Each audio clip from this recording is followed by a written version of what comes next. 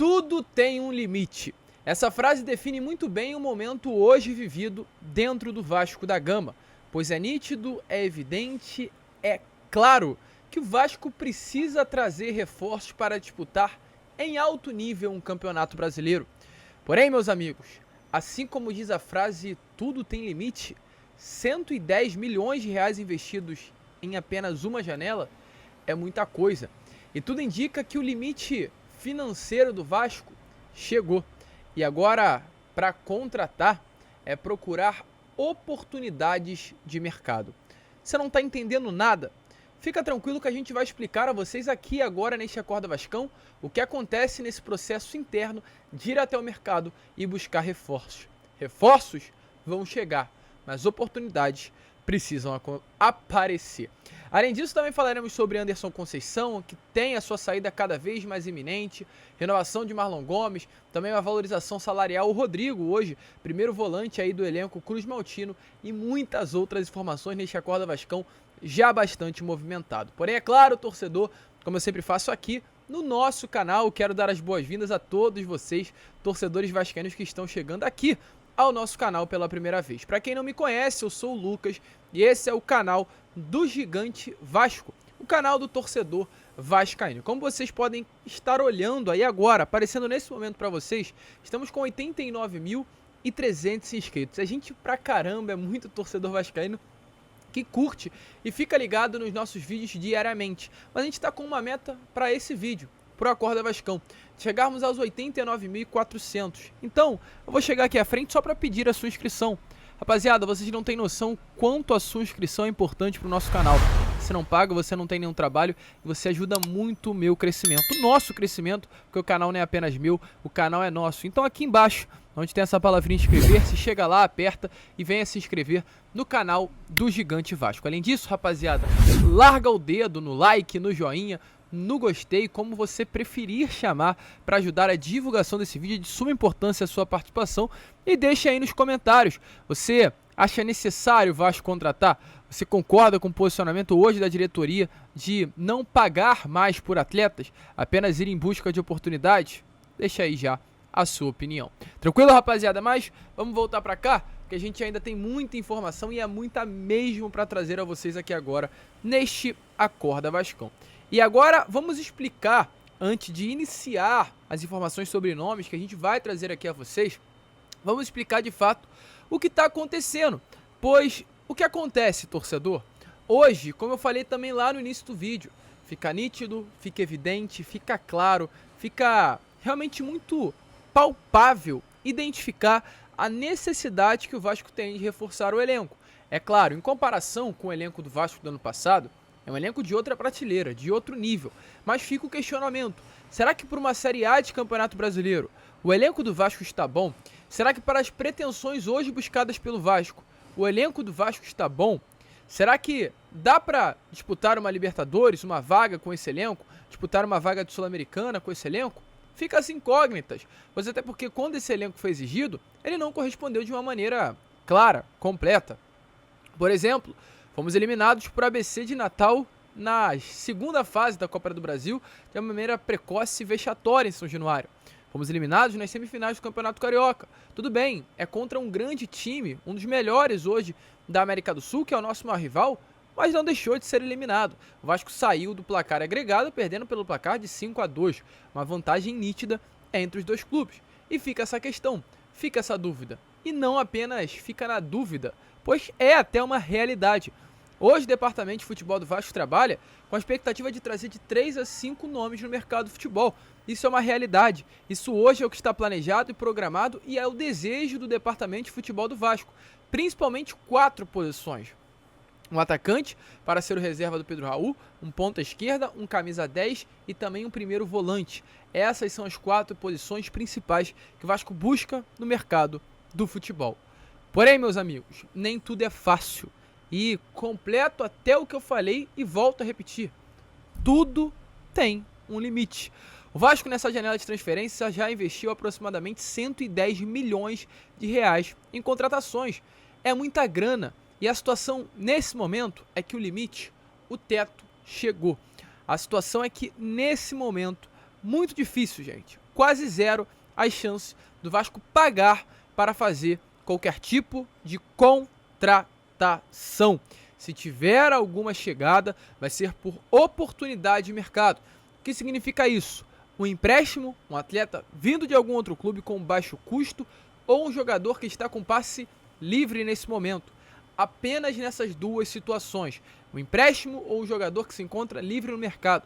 Fora isso, pagando, comprando, não irá acontecer. Muito provavelmente. A gente não crava porque, volto a repetir, o mundo do futebol é algo muito dinâmico, mas uma compra hoje não é tratada como algo claro dentro do departamento de futebol do Vasco da Gama.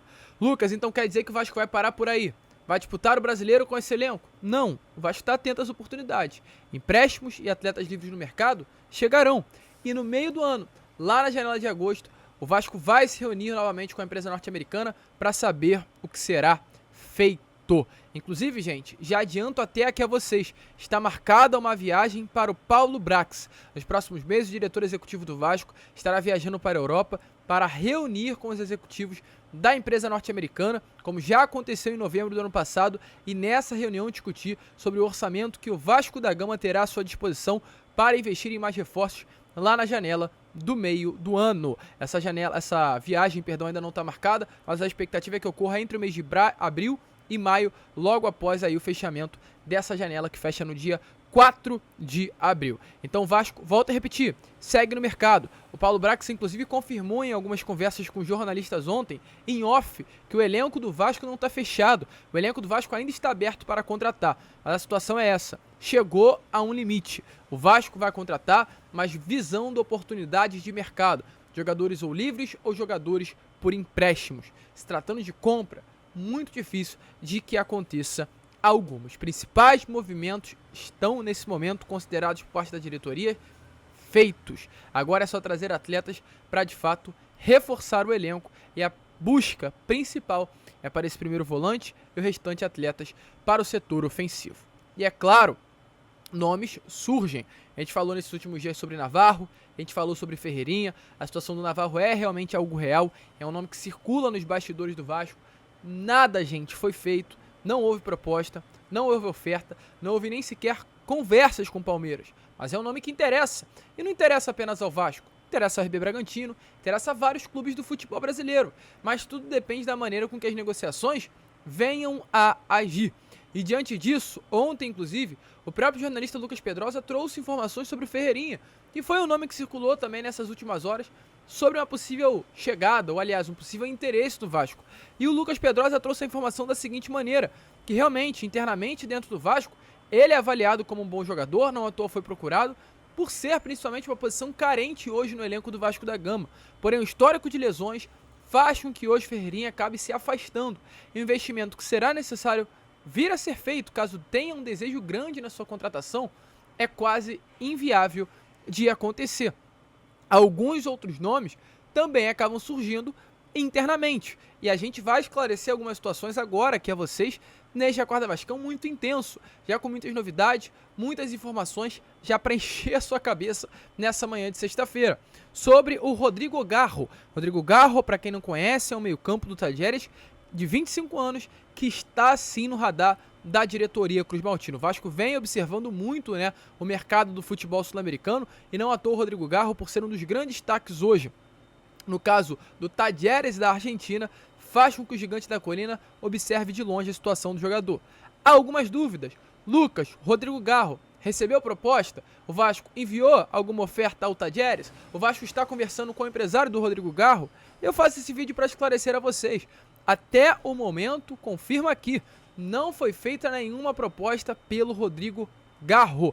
Essa apuração, para dar os créditos, é claro, sempre, foi lá do portal Jogada 10. Mas o Vasco, mesmo ainda não tendo feito nenhum tipo de proposta, analisa. E falo mais, analisa com cuidado. Dentre os clubes interessados, o Vasco é um dos que tem mais analisado o nome do Rodrigo Garro e acompanhado mais de perto a situação desse atleta, que hoje é um dos maiores destaques do campeonato argentino e é um dos donos do meio-campo do Talleres na competição. Um atleta grande nível, um atleta de muita qualidade, que hoje tem o seu valor de mercado baseado em algo em torno de 3 milhões de euros, 17 milhões de reais por 60% dos seus direitos econômicos. Mas é importante a gente trazer, importante a gente esclarecer, não há nada entre Vasco e Rodrigo Garro. Outro nome que, infelizmente, eu tenho que trazer essa dura notícia a vocês é sobre o Roman Campuzano. Há uma expectativa e ainda há uma expectativa grande para a chegada do volante colombiano de 26 anos. Mas volto a repetir o que eu falei para vocês no Boa Noite Gigante de ontem. E se você não viu, corre lá para dar uma olhada. O Vasco segue interessado. O Vasco acredita que o Roman Campuzano é um grande jogador, mas é uma negociação muito difícil, gente. E ontem o jornalista Vene Casagrande confirmou que desde o dia 14 de março, quando as movimentações do Vasco pelo Roman Campuzano começaram a acontecer, a situação não mudou. E hoje, infelizmente, com muita tristeza, a notícia que temos é que as chances de acordo são muito pequenas. Por quê? Porque é uma negociação complexa que envolve Vasco, envolve Giresunspor da Turquia e envolve Boca Juniors. E o curto período que o Vasco tem para o término da janela de transferências, até o dia 4 de abril, ou seja, menos de 10 dias, quase 10 dias, 11 dias no caso, faz com que o Vasco se afaste ainda mais da contratação desse atleta, mas há chances de vir somente na janela do meio do ano. Para agora, quase zero as chances do Roman Campuzano vestir a camisa do gigante da Coreia. Então, o mercado se agita, o mercado se movimenta, o mercado dá indício daquilo que irá acontecer, mas infelizmente é uma situação chata, pois de fato, os planejamentos, as ambições, aquilo que o torcedor vascaíno tanto queria no Campeonato Brasileiro, pelo menos nesse primeiro semestre de ano, será muito difícil de acontecer, exatamente porque o investimento alto não será feito. Vasco visa oportunidades de mercado. E, gente, para trazer algumas informações importantes sobre nomes internos. Como a gente falou, uma barca vai sair, mas antes de falar sobre um dos atletas dessa barca, né, eu quero falar aqui sobre uma situação de dois jovens jogadores cruzmaltinos. O primeiro, Marlon Gomes. O que acontece com a situação do Marlon, torcedor? Ontem o jornalista Lucas Pedrosa trouxe a informação que o Vasco e o Marlon Gomes estão muito próximos de uma renovação contratual. Ele nesse momento está trocando de empresário e exatamente por esse motivo a renovação, né, a extensão do seu novo vínculo contratual ainda não foi confirmada, ainda não foi assinada, sacramentada, mas é questão de tempo aí para que o Marlon renove o seu contrato com o Cruz Maltino. Inclusive, segundo informações aí do próprio Lucas Pedrosa, Marlon Gomes e a sua família estão tendo reuniões frequentes com agentes aí do futebol brasileiro, para definir quem será esse novo empresário. Né, automaticamente, com essa definição, o Vasco já vai entrar no caminho, Paulo Brax, para sacramentar a renovação contratual do atleta.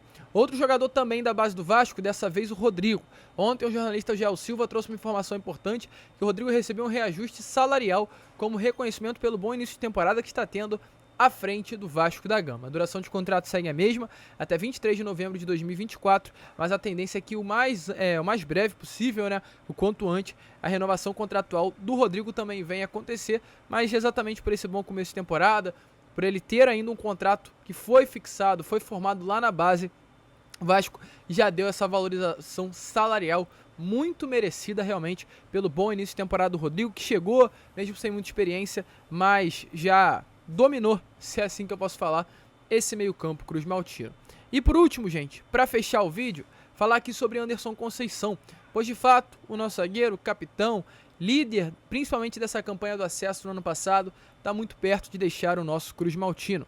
O Anderson Conceição tem propostas nesse momento do Juventude do Rio Grande do Sul e de mais 6 times da Série B. O jogador foi comunicado aí por parte do departamento de futebol que nesse momento a reserva imediato do Léo não é mais ele e sim o Zé Vitor. Então com isso o Anderson acaba passando, né, se tornando a terceira opção do elenco. Ele não quer estar nessa posição, até porque alguns clubes do futebol brasileiro, tanto, volto a repetir, da Série B como da Série A se interessam. Hoje o nome do Anderson, por incrível que pareça, é muito valorizado no mercado do futebol. Então o jogador, sendo a terceira opção do elenco do Vasco, mesmo gostando do Vasco da Gama, não tem o desejo de permanecer e dificilmente entrar no restante da temporada. Ele, nessas últimas horas, tivemos a confirmação que além de Juventude, também acabou recebendo uma proposta do CRB e acabou se interessando. Uma proposta muito agradável, foi a melhor que ele recebeu, inclusive, no aspecto financeiro. A gente falou que Juventude procurou, mas até trazendo mais alguns clubes, Avaí, Chapecoense, esses clubes também procuraram, mas tudo indica que o destino do Anderson será o CRB, ou seja, o Anderson estará disputando novamente Série B do Campeonato Brasileiro. A gente torce muito pelo Anderson Conceição, um atleta realmente que vestiu a camisa do Vasco como ninguém nesses últimos anos, um zagueiro que foi super importante, líder dentro e fora de campo para esse acesso do Gigante da Colina, e marcou com toda certeza uma era de torcedores vascaínos. Nós só temos a agradecer ao Anderson Conceição por tudo que ele fez com essa Cruz de Malta. Se for, vai com Deus. Muito obrigado por tudo, mas é claro, o Vasco precisa evoluir, o Vasco precisa contratar jogadores. A gente espera que o Zé Vitor venha ter oportunidade, venha ter chance, mas também vamos ver se terá condições suficientes para ser o suplente do Léo Pelé. A gente vai ficar por aqui. Esse foi o Acorda Vascão. Desculpe, cara, por essa barulheira toda. Acredito que não atrapalhou porque o microfone, querendo ou não, é bom. Mas a gente vai ficar por aqui. Se inscrevam, compartilhem o vídeo. E é claro, agora sim, vamos que vamos. Fiquem com Deus e saudações vascaínas.